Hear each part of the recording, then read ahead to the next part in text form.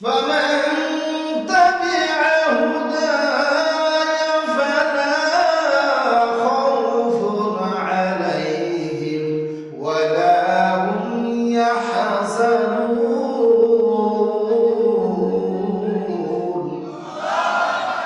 আল্লাহ বলেন, আমার কোরআনের আইন মতো যারা চলবে, যারা আমার কোরআনের শাসন মতো চলবে, তাদের জন্য কোনো ভয় নাই, তাদের জন্য কোনো চিন্তাও নাই। যারা বলেন সুবহানাল্লাহ।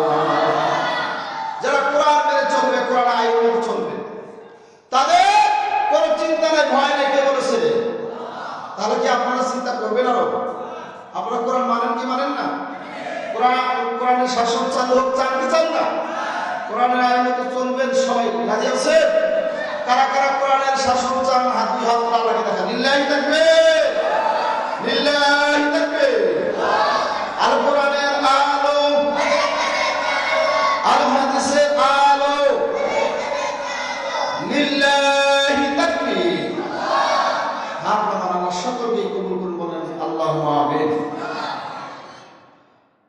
চিন্তা করবে ওই ব্যক্তিরা যারা কোরআনের আইন মতো চলবে না, চলে না, ঠিক কিনা? ওই মনে হয় ওই নাস্তিক, ওই মুরতাদের, যারা কোরআনের শাসন মতো চলে না। সম্মানিত ভাইরা, যারা কোরআন মেনে নিয়েছে, যারা মুমিন হয়েছে, মুত্তাকিন হয়েছে, এই মুমিন মুত্তাকিনদের উপরে বিভিন্ন ধরনের বিপদ আসতে পারে, কথা ঠিক কিনা? বিভিন্ন ধরনের বিপদ আসতে পারে। পবিত্র কোরআনুল কারিমে সূরা আন-নূর 47 নম্বর আয়াতে আল্লাহ ঘোষণা করে দিলেন, ওয়া কানা হাক্কান আলাইনা নাসরুল মুমিনিন। মুমিনদের উপরে যতই বিপদ আসুক না কেন, মুমিনদের উপরে যতই বিপদ আসুক না কেন, আল্লাহ বলেছেন মুমিনদেরকে সাহায্য করা আল্লাহর জন্য ওয়াজিব হয়ে যায়। সুবহানাল্লাহ।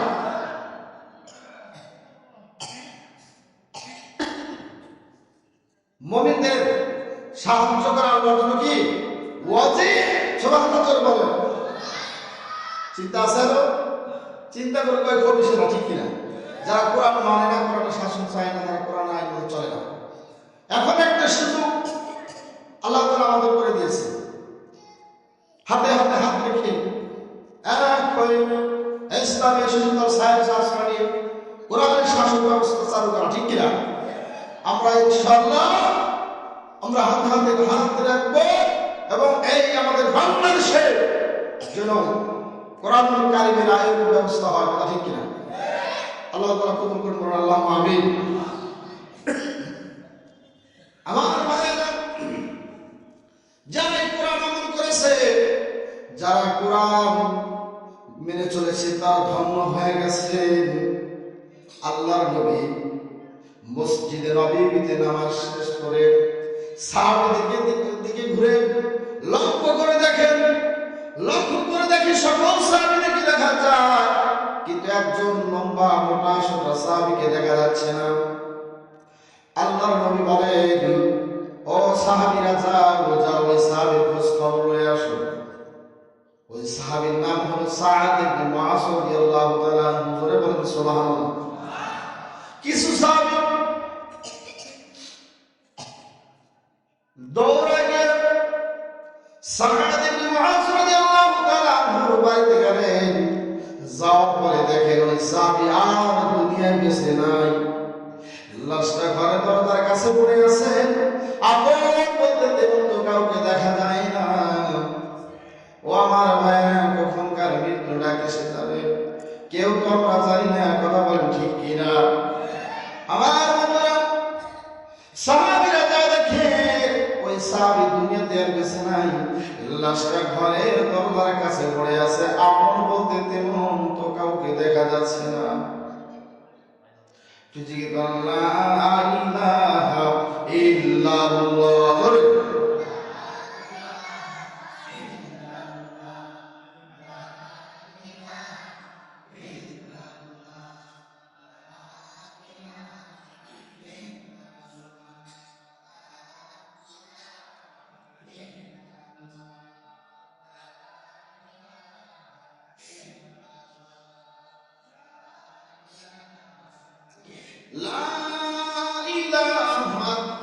ইল্লাল্লাহু মুহাম্মাদুর রাসূলুল্লাহ সাল্লাল্লাহু আলাইহি ওয়াসাল্লাম।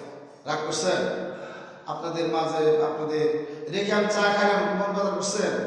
আমি একটু অসুস্থ, এই জন্য কথা বলতে গিয়ে সমস্যা। বেজার হবে না তো? কথা চলবো তো? আর কিছুক্ষণ বলি নাকি বলেন? মনোযোগ দিয়ে শুনতে হবে। কোরআন হাদিসের কথা অমনোযোগ দিয়ে শুনলে তাহলে কি হবে? সব হবে না, গুনাহ হবে। এই জন্য আমরা আসছি এখানে সবের উদ্দেশ্যে, ঠিক কিনা? এখান থেকে যেন আমাদের গুনাহ না হয় সেই চেষ্টা অবশ্যই করতে হবে। আমাদের প্রকাশ্য শত্রু হলো কে? বলে কে? শয়তানকে আমাদের বড় শত্রু। পৃথিবীর জমিনে যখন মানুষ জন্মগ্রহণ করে সঙ্গে সঙ্গে শয়তান তার শত্রুতা শুরু করে দেয়, ঠিক কিনা? কিভাবে এই লোকটাকে জাহান্নামে নেওয়া যাবে শয়তান সেই চেষ্টাই করে, ঠিক কিনা? দুনিয়াতে শত্রু শয়তান মানুষকে বানায় বেঈমান।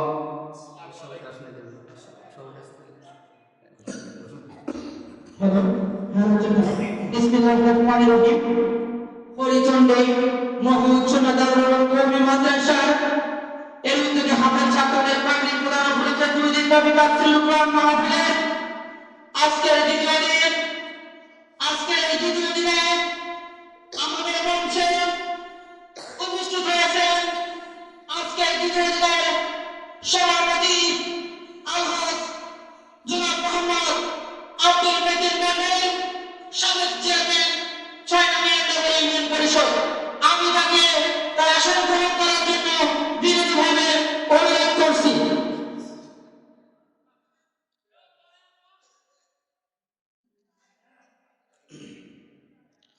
শত্রু শয়তান আমাদের কি শত্রু, ঠিক কিনা? বলেন, দুনিয়াতে শত্রু শয়তান মানুষকে বানায় বেঈমান, ঠিক কিনা?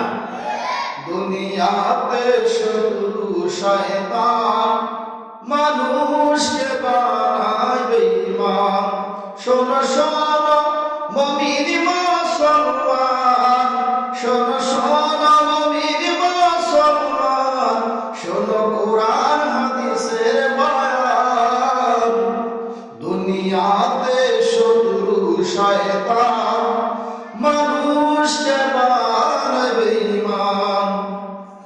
যদি হয় মুসলমান গরিব, যদি হয় মুসলমান গরিব, তাদের জন্য দুনিয়ায় মসজিদ। শোনো শোনো মুমিন মুসলমান, শোনো কোরআন হাদিসের বয়ান।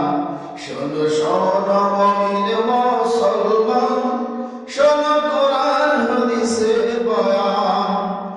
যদি হয় মুসলমান ধনী, যদি হয় মুসলমান ধনী, তাদের মুখে থাকবে মক্কা মদিনার ধ্বনি, ঠিক না? শোনো শোনো মুমিন মুসলমান, শোনো কোরআন হাদিসের বয়ান।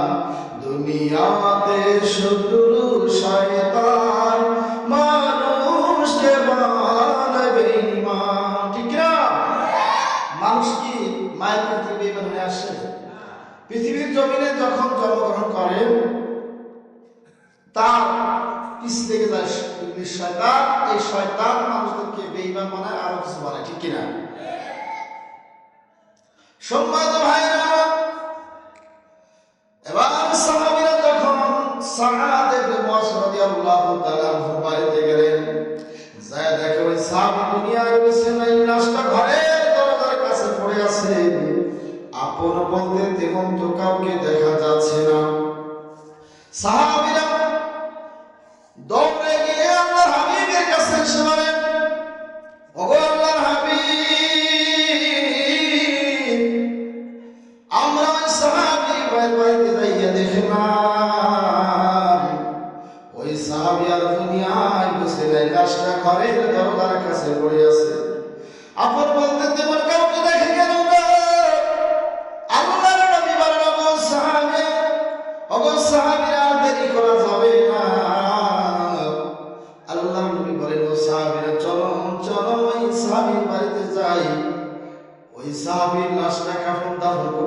কথা বলে ঠিক কিনা? এক মুসলমান মৃত্যুবরণ করলে ওই মুসলমানের জানাজা শরীফ আমাদের কি হক কিনা? কিন্তু আমরা কেমন হক আদায় করি জানেন? পার্শ্ববর্তী ব্যক্তি যদি মারা যায়, যদি বলা হয় রাত্রে তাকে মাটি দেওয়া হবে, দাফন করা হবে, অল্প কয়েকজন মুষ্টিমেয় লোক পাওয়া যায়, ঠিক কিনা? আর যদি বলা হয় মুখ নেতা মারা গেছে, দেখবেন যত রাতে গভীর রাত হোক আর যাই হোক, যত শীত হোক, দেখবেন ওখানে মানুষ ভরপুর হয়ে গেছে, ঠিক কিনা? তাহলে গরিব ব্যক্তির জানাজায় শরীর হলো অল্প কয়েকজন, আর ধনী ব্যক্তি ওই নেতার জানাজায় শরীর অনেক লোক। তাহলে এটা কি হক আদায় হইল? হক আদায় করতে হলে গরিব ব্যক্তির জানাজায় শরীর হইতে হবে, ধনী ব্যক্তির জানাজায় শরীর হইতে হবে, ঠিক কিনা? তাহলে আপনি মন করা ইবাদত করবেন, তাকে আল্লাহর দরবারে কবুল হবে। আবার ভাইয়েরা, আল্লাহর নবী সাহাবী আজমাইনদেরকে নিয়ে যখন সাআদ ইবনে মুআয রাদিয়াল্লাহু তাআলা বাড়িতে রওনা করলেন, আল্লাহর নবী আগে আগে যায়, পিছে পিছে সাহাবী আজমাইনরা যাচ্ছে। আল্লাহর রাসূল এত জোরে জোরে হাঁটতেছেন, সাহাবীরা বলে আল্লাহর হাবিব, আপনাকে ইহার আগে অনেক জোরে জোরে হাঁটতে দেখেছি, কিন্তু আজকে যে এত জোরে জোরে হাঁটতেছেন, ইহার আগে আর কোনোদিন এত জোরে জোরে আপনাকে হাঁটতে দেখি না।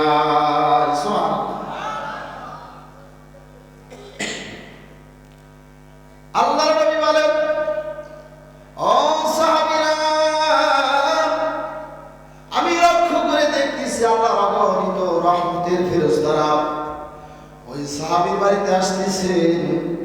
আমার এটা মনে হইতেছে আমরা যাওয়ার পূর্বেই, আমরা যাওয়ার আগেই যদি আল্লাহর ফেরেশতারা ওই সাহাবীর লাশটাকে ফোনের কাজ সমাধা করে দেয়, সমাপ্তি করে দেয়, তাহলে আমরা হক থেকে বঞ্চিত হয়ে যাব। কথা বলে ঠিক কিনা? আল্লাহর নবী সাহাবীদেরকে নিয়ে সাআদ ইবনে মুআয রাদিয়াল্লাহু তাআলা বাড়িতে যায়, দেখে অগণিত আল্লাহর রহমতের ফেরেশতারা ভরপুর হয়ে গেছে। সুবহানাল্লাহ। হঠাৎ করে শুনবে একদিন আমার মৃত্যুর খবর, কেঁদে কেঁদে আসবে সবাই, দিতেই শুধুই কবর। বলেন, হঠাৎ করে শুনবে একদিন, হঠাৎ করে শুনবে একদিন আমার মৃত্যুর খবর, কেঁদে কেঁদে আসবে সবাই, দিতেই মোরে কবর।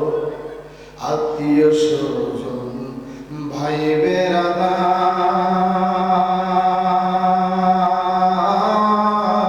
বেরাদার কেউ লইবে না খবর আমার, ঠিক না? একা একা ওই নির্জনে, একা একা ওই নির্জনে দেখব শুধু অন্ধকার। হঠাৎ করে শুনবে একদিন আমার মৃত্যুর খবর, ঠিক না? সম্মানিত হাজিরিন, এবার আল্লাহর নবী বলেন, সাহাবীরা আর দেরি করা যাবে না, যাও যাও গরম পানি করে নিয়ে আসো,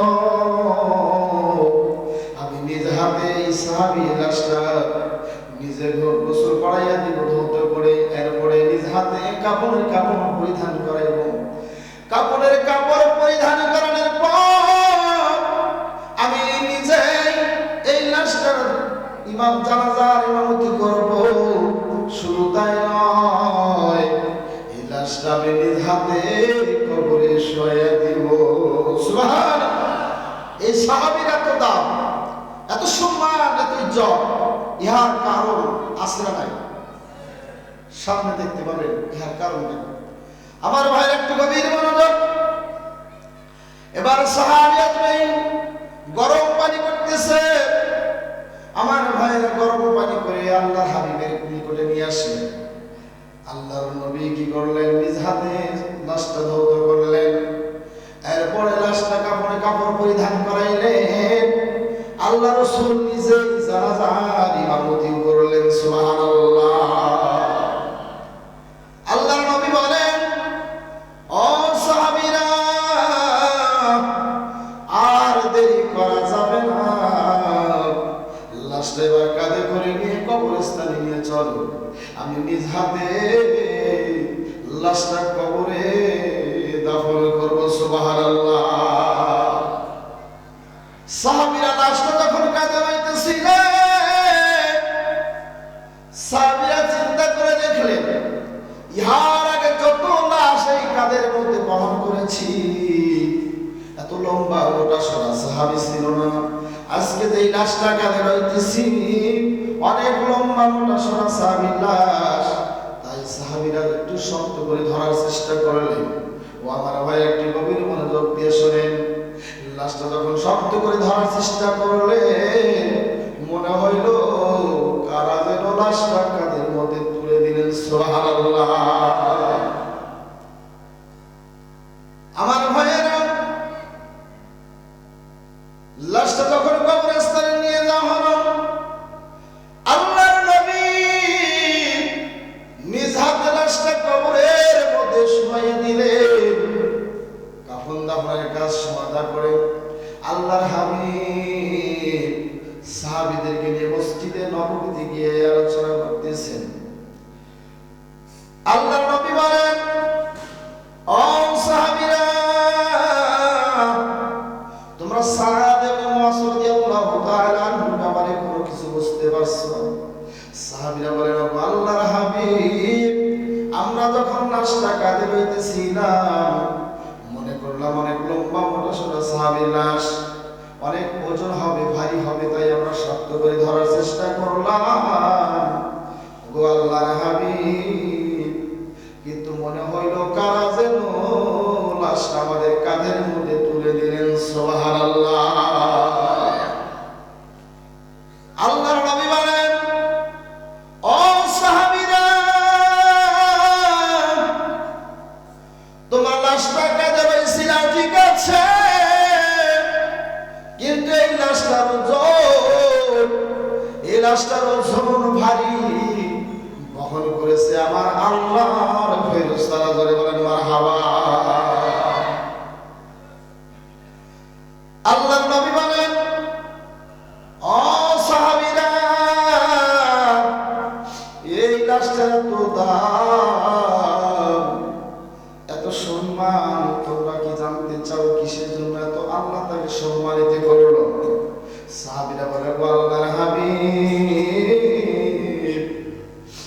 এই সাদ ইবনে মুআয রাদিয়াল্লাহু তাআলা আনহু ভাই লাশটা এত সম্মানিত হলো কিভাবে আমরা জানতে চাই। আল্লাহর নবী বলেন, ও সাহাবীরা, যখন সাদ ইবনে মুআয রাদিয়াল্লাহু তাআলা আনহু প্রতিদিন ঘুমের ঘরে যাইত, আল্লাহর এই কোরআনুল কারীম তেলাওয়াত না করে ঘুমাইতো না। সুবহানাল্লাহ।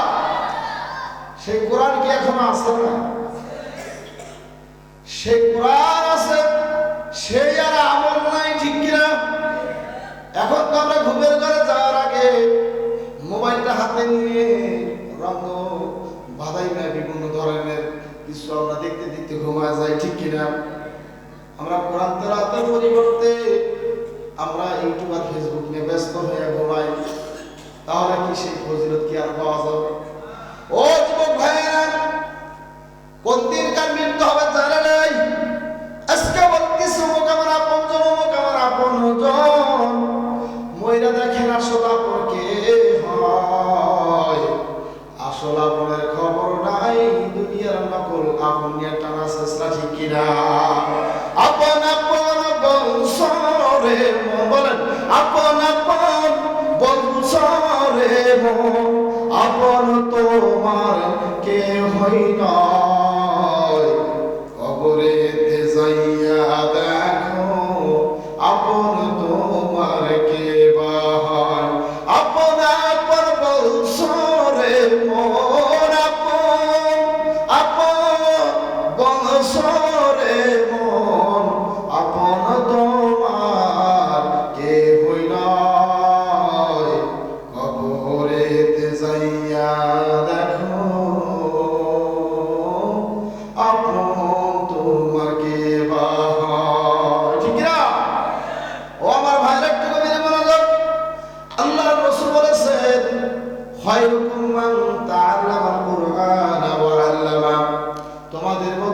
হলো শ্রেষ্ঠ উত্তম ওই ব্যক্তি যে ব্যক্তি নিজে কোরআন শিখে এবং অন্যকে শিক্ষা দেয়। তার ঠিক কিনা? সুবহানাল্লাহ বলেন। আল্লাহ রাসূল বলেছেন যে ব্যক্তি নিজে কোরআন শিখে এবং অন্যকে শিক্ষা দেয় সেই হলো আল্লাহর কাছে শ্রেষ্ঠ উত্তম। সুবহানাল্লাহ। তাহলে কি আমরাও আল্লাহর কাছে শ্রেষ্ঠ উত্তম হতে চাই কি চাই না? কোরআন শেখার দরকার আছে না? কোরআন শিখা ছেলে মেয়েকে, কোরআন শিখা ছেলে মেয়েকে, ওহে মুসলমান জান কবজের সময় তোমার হইবে রে আসান, জান কবজের সময় তোমার হইবে রে আসান। ঠিক না? একটি ছেলে কোরআন শিখলে পড়বে গোহরামির তুকালে, একটি মেয়ে কোরআন শিখলে পড়বে গোহরামির তুকালে, ভেঙে যাবে মরদুদ শয়তান, ভেঙে যাবে মরদুদ শয়তান, থাকবে যে তোমার ঈমান। কোরআন শিখাও ছেলে মেয়েকে ওহে মুসলমান। সিধা বল ঠিক না? আমার ভাইরা একটু কবির মনোযোগ। ছোট ছোট বাচ্চারা যখন কোরআনের হাফেজ হয়ে যায়, দেখবেন কোরআনের হাফেজ সাহেব যখন তারাবির নামাজের মধ্যে যখন দাঁড়ায় যায়, পিছনে এমপি মন্ত্রী জজ ব্যারিস্টার ইঞ্জিনিয়ার আসরা নাই। সম্মানিত ভাইরা আমার, যখন হাফেজ সাহেব নামাজ শেষ করলো, এবার যদি এমপি মন্ত্রী ডাক দেয়া বলে, ও হাফেজ সাহেব আমার নিকটে আসে, ডাক দিয়ে বলে, ও বাবারে তোমার নামটা কি, তোমার বাবার নাম কি একটু পরিচয় দাও। কোরআনের হাফেজ সাহেব বলতেছে, আমার নাম আব্দুর রহিম, আমার বাবার নাম হলো আব্দুল করিম, আমার বাবা একজন রিক্সা চালক, দিন মজুরি চাষা। এই পরিচয় যখন দেয়, ওই এমপি মন্ত্রী কি এই ক্ষমতা আছে বলা, ও রিক্সাওয়ালার বউ তুমি সামনে গেছো কে, বলার ক্ষমতা আছে? ও আমার ভাইয়েরা, কেন ক্ষমতা নাই? কারণ হলো ওই ছেলে রিক্সাওয়ালার ছেলে হইতে পারে, দিন মজুরি চাষার ছেলে হইতে পারে, ঠেলাগাড়িওয়ালার ছেলে হইতে পারে, ওই ছেলের অন্তরে আছে আল্লাহর কোরআন। ঠিক কিনা? যার অন্তরে কোরআন থাকবে সে উত্তম। ঠিক কিনা? কোরআন শেখার দরকার আছে। কোরআনের জন্য অনেক ভাই জীবন দিছে কিনা, শহীদ হয়ে গেছে। এখন যদি কোরআনের জন্য শহীদ হইতে হয়, আপনারা কি রাজি আছেন? সত্যি কারা কারা আছে? দুই তার হাত তুলে আল্লাহকে দেখেন, লিল্লাহি তাকবীর, আরে তাকবীর। আল্লাহ সকলকে কবুল করুন। আল্লাহ আল্লাহ কি সব দেখতেছেন না? আল্লাহ হচ্ছেন আলিমুল গায়ব। ঠিক কিনা?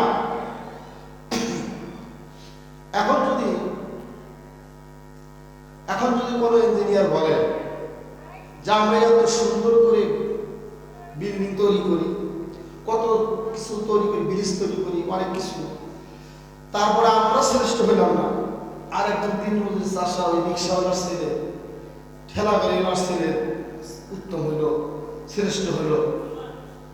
ও ইঞ্জিনিয়ার সাহেব, একটু গভীর মনোযোগ। আপনার অন্তরে যদি কোরআন থাকে তাহলে আপনিও শ্রেষ্ঠ। ঠিক কিনা? আর যদি আপনার অন্তরে কোরআন না থাকে, যত আপনি ইঞ্জিনিয়ার হন, ইংলিশ ডাক্তার যাই হন না কেন, আপনি আল্লাহর দরবারে শ্রেষ্ঠ না। ঠিক কিনা? কোরআন থাকলে শ্রেষ্ঠ, আর কোরআন না থাকলে যত বড় যাই হন না কেন শ্রেষ্ঠ না। কথা ঠিক? যদি তাই হতো, দেখেন ভাই, আমার একটু গভীর মনোযোগ দিয়ে শোনেন। ওই যে বাউই পাখি বাসা বানায় কত সুন্দর করে, ওই বাউই পাখি মিছিল করত যে যদি ইঞ্জিনিয়ার যদি শ্রেষ্ঠ হয় তাহলে আমরাও শ্রেষ্ঠ। ঠিক কিনা? বাউই পাখি কি করবে? ইঞ্জিনিয়ার বাউই পাখি কত সুন্দর করে বাসা বানায় না? তারা কি আসলে শ্রেষ্ঠ? শ্রেষ্ঠ না। কারণ তাদের বাউই পাখির অন্তর কি নাই? কোরআন নাই। কি নাই? যদি কোনো ইঞ্জিনিয়ার বলতো আমি শ্রেষ্ঠ, তাহলে বাউই পাখিরাও মিছিল করতো আমরাও শ্রেষ্ঠ। ঠিক কিনা? বাবুই পাখি দেখবেন কত সুন্দর করে বাসা তৈরি করে। শুধু কি তাই, দক্ষিণে হাওয়া বাতাস খাওয়ার জন্য আবার নিচে একটু দোলনা বানায়, বানায় না? সম্মান ভাই একটু গভীর মনোযোগ, অল্প সময় শেষ করে দিব। এবার ওই বাবুই পাখি স্ত্রী পাখি স্বামীকে বলতেছ, স্বামী এত সুন্দর করে আপনি ঘর তৈরি করেছেন, কিন্তু ঘরের ভিতরে যে অন্ধকার, ঘরের ভিতরে তো আলোর ব্যবস্থা করলে আর ভালো হইতো। এবার বাবুই পাখি, পুরুষ বাবুই পাখি বলতেছে স্ত্রীকে, বলতেছে একটু ধৈর্য ধরো, আমি বিদ্যুতের ব্যবস্থাও করবো। সুবহানাল্লাহ জোরে বলেন। বাবুই পাখিকে এত সুন্দর বুদ্ধি জ্ঞান দিচ্ছে কে? বাবুই পাখি কোনো খাবার করছে, কোনো ভার্সিটিতে করছে, তারপরে এত জ্ঞান বুদ্ধিকে দিছে কিনা? আমার ভাই একটু গভীর মনোযোগ। এবার পুরুষ বাবুই পাখি বিলের ধারে, তীরের ধারে যাইয়া একটু মাটির টুকরা আনলেন, মাটির টুকরা আইনা বাসার মধ্যে রাখলেন। স্ত্রী বাবুই পাখি বলে, স্বামী গো, আর ওরা ঘরের ভিতরে অন্ধকার হয়ে গেল, আপনি বলে ঘরের ভিতরে বিদ্যুৎ তৈরি করবেন, কারেন্ট সেট করবেন, আলোর ব্যবস্থা করবো, ওই আমরা অন্ধকার ফিরে গেল। ও স্ত্রী একটু ধৈর্য ধারণ করো, একটু পরেই ব্যবস্থা করবো, এটা একটা খুঁটি গেলাম থামবো, ঠিক কিনা? এটা একটা থামবো করলাম, এর মধ্যে কারণে ব্যবস্থা করতে হবে। সুবহানাল্লাহ। আমার ভাইয়েরা, পুরুষ বাবুই পাখি এবার উড়ে গিয়ে ওই যে নদীর বাসরা দেখবেন, কাইসার বাসরা থাকে, থাকে কি থাকে না? কাইসার ফুলের মধ্যে দেখবেন এক টিপ টিপ করে জলে, সে পোকার নাম কি? জোরের নাম কি? জোনাকি পোকা। এবার বাবুই পাখি জোনাকি পোকা ধরতেছে একটা একটা করে। জোনাকি পোকা বলতেছ, আমার বাবুই পাখি ভাই, আপনার সঙ্গে আমার দ্বন্দ্ব নাই, শত্রুতা নাই, তাহলে কেন আমাকে এভাবে আজকে ধরতেছেন? বাবুই পাখি বলতেছে, ও জোনাকি ভাই, জোনাকি পোকা ভাই, আপনার সঙ্গে কোনো শত্রুতা নাই, কিন্তু আমার স্ত্রীকে কথা দিয়েছি আমার ঘরে আলোর ব্যবস্থা করবো, তোমাকে নিয়ে আমার ঘরে আলোকিত করবো। সুবহানাল্লাহ। বাবুই পাখি এবার ওই একটা করে পোখা নিয়ে ওই যে মাটির টুকরা রাখছে, মাটির টুকরার মধ্যে খুশি খুশি রাখতেছে, আর টিপ টিপ করে বাতি জ্বলে, ঘরের মধ্যে আলো হয়ে গেছে। সুবহানাল্লাহ জোরে বলে। বাবুই পাখির স্ত্রী খুশি না বেজার? কিন্তু আমাদের স্ত্রীরা আমাদের প্রতি খুশি না বেজার? এরকম আছে যে প্রত্যেক ঘরে ঘরে আমাদের স্বামী স্ত্রীর মধ্যে মিল মহব্বত এরকম আছে, ঝগড়া বাজে না? ঝগড়া হয় কি হয় না? আবার ভাই একটু গভীর মনোযোগ। আল্লাহ প্রিয় নবীর সাহাবী আব্দুল্লাহ আল্লাহ রাসূলের কাছে আসছে, বলেন, আল্লাহর হাবিব, আমার ঘরে একটা আমার কন্যা সন্তান আছে, মেয়ে সন্তান আছে, আমার মেয়েটা পর্দায় থাকে, অনেক সুন্দরী মেয়ে, কিন্তু বিবাহ প্রস্তাব আসে, প্রস্তাব আর মেয়ে বিবাহ পয়গম আসে, বিবাহ সাথে আসে, কিন্তু আমার মেয়েটা বিবাহ বসতে রাজি হয় না, বিবাহ প্রস্তাবে রাজি হচ্ছে না। আপনি যদি আমার বাড়িতে যাইতেন তাহলে আমি ধন্য হয়ে যাইতাম, আমার মেয়েটাকে যদি একটু বুঝাইতেন আমি খুশি হয়ে যাইতাম। আল্লাহ রাসূল বলল, আমার প্রিয় সাহাবী আব্দুল্লাহ, যাও, আমি যাব তোমার বাড়িতে। আল্লাহর নবী সাহাবী আব্দুল্লাহর বাড়িতে গেলেন, এক রুমে বসে আছেন সাহাবী আব্দুল্লাহর মেয়ে। অন্য রুম থেকে আল্লাহর হাবিব বলেন, ও আমার প্রিয় সাহাবী আব্দুল্লাহর মেয়ে, তুমি তো বিবাহ উপযুক্ত হয়ে গেছো, বড় হয়ে গেছো, তোমার অনেক বিবাহ প্রস্তাব আসে, কেন তুমি রাজি হও না? বিবাহ পয়গম আসে, কেন তুমি রাজি হও না? ওই ঘর থেকে মেয়েটা বলতেছে, ও আল্লাহর হাবিব, ও আল্লাহর নবী, আমি বিবাহ বসতে রাজি হব তিনটা শর্তে। কয়টা শর্তে? এইটা বলে শেষ করে মনোযোগ দেন। তিনটা শর্তে আল্লাহর নবী বলেন, ও আমার প্রিয় সাহাবী আব্দুল্লাহর মেয়ে, বলো তোমার তিনটা শর্ত কি? এবার ওই ঘর থেকে মেয়েটা বলতেছিল, আল্লাহর হাবিব, আমার তিনটা শর্ত, যে যুবক প্রতিদিন আল্লাহ তাআলার কোরআনুল কারীম একটি খতম করিবে, আল্লাহর কোরআনুল কারীম একটি খতম করিবে, আর 2 নাম্বার শর্ত হলো প্রতিদিন তাহাজ্জুদের নামাজ পড়বে, 3 নাম্বার শর্ত হলো সারা বছর রোজা রাখবে। শর্ত কয়টা? জোরে বল কয়টা? মনোযোগ খারাপ হয়েছে, একটু গভীর মনোযোগ দেওয়ার প্রশ্ন শেষ করবো। এই তিনটা শর্ত আল্লাহ রসুল নিয়ে গেলেন আসহাবে সুফা মাদ্রাসা যুবক তালেব ইলম ছাত্রদেরকে ডাকলেন, ও তালেব ইলম যুবকেরা আসো। যুবক তালেব ইলম তাদের বিবাহ বয়স হয়ে গেছে, তাদেরকে ডাকলেন, বলতেছিল যুবকেরা শোনো, আমার প্রিয় স্বামী আব্দুল্লাহর ঘরে একটি মেয়ে আছে, বিবাহ উপযুক্ত হয়ে গেছে, অনেক সুন্দরী মেয়ে। মেয়েটা পর্দায় থাকে, আল্লাহ রাসূল নিজেই ঘটকারি শুরু করে দিয়েছে। সুবহানাল্লাহ বলেন। ঘটকারি করা ভালো না খারাপ? কিন্তু আমাদের মাঝে বর্তমান যে ঘটক, এদিকেও খায় ওদিকে খায়, ঠিক কিনা? তাহলে কি এই ঘটক কি সুন্নত তরিকে ঘটকারি হবে? আল্লাহ রাসূল নিজেও ঘটকারি করছে, বলা ঠিক কিনা? কোনো টাকা পয়সা খাইছে? টাকা পয়সা ছাড়া যদি ঘটকারি করতে পারে তাহলে সুন্নত আদায় হবে। জোরে বল সুবহানাল্লাহ। আর একটা সুন্নত যে ধরে রাখতে পারবে 100টা গলা কাটা শহীদের মর্যাদা সব আল্লাহ তাকে দান করবে। দরকার আছে না? সম্মানিত ভাইরা, শেষ করে একটু গভীর মনোযোগ। এবার আল্লাহর নবী ওই যুবক তালেব ইলম ছাত্রদেরকে বলছেন, আমার মেয়ে, আমার প্রিয় সাহাবী আব্দুল্লাহর ঘরে যে মেয়েটা আছে অনেক সুন্দরী, পর্দাশীল মেয়ে, বিবাহ উপযুক্ত হয়ে গেছে, তোমরা কেউ কি বিবাহ করতে রাজি আছো? যুবকরা অনেকেই বলছে হ্যাঁ রাজি আছি। আল্লাহর নবী বলেন, যুবকরা শোনো, ওই মেয়ে 3টা শর্ত দিছে। কয়টা শর্ত? 3টা শর্ত দিছে। যে যুবক ওই 3টা শর্ত মেনে নিতে পারবে, ওই যুবকের সঙ্গে ওই মেয়েটা বিয়ে বসবে, বিবাহ বসতে রাজি হবে। আল্লাহর নবী বলতেছেন 3টা শর্ত, ও যুবকরা শুনে রাখো। 1 নাম্বার শর্ত হলো আল্লাহর কোরআনুল কারীম প্রতিদিন একটি করে খতম করবে। 2 নাম্বার শর্ত হলো সারা রাত তাহাজ্জুদের নামাজ পড়বে। 3 নাম্বার শর্ত হলো সারা জীবন রোজা রাখবে। সুবহানাল্লাহ। যুবকেরা আর কথা বলে না। 3টা শর্ত সহজ না কঠিন? যুবক কি আর কথা বলবে? কথা বলতেছে না কেউ।